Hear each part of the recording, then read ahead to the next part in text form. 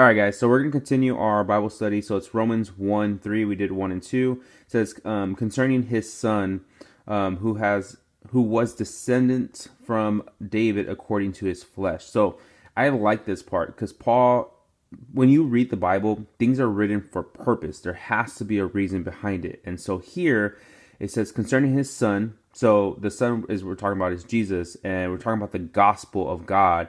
And so when he says his son, we're like, well, who's his? It has to be God, because that's the whole part of the first part.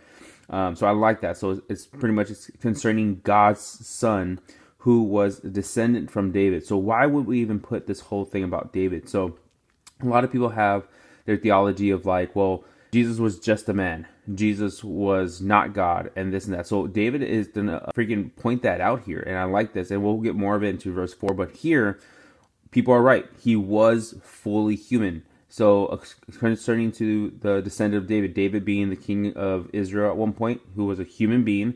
So he's a descendant. A descendant is somebody that comes down the line of David one way or another. And it said according to the flesh, which means humanity. So Paul made it a very important point to let people know, like, hey, he is human. Some people don't believe that Jesus was human. Some people don't even believe Jesus existed, which even outside the book, we know Jesus was an actual person.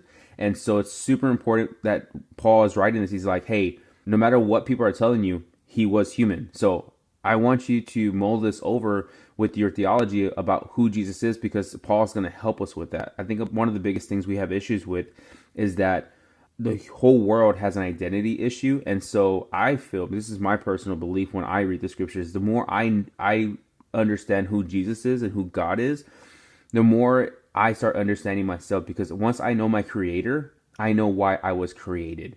And so this is super important. Make sure you follow tomorrow for verse 4.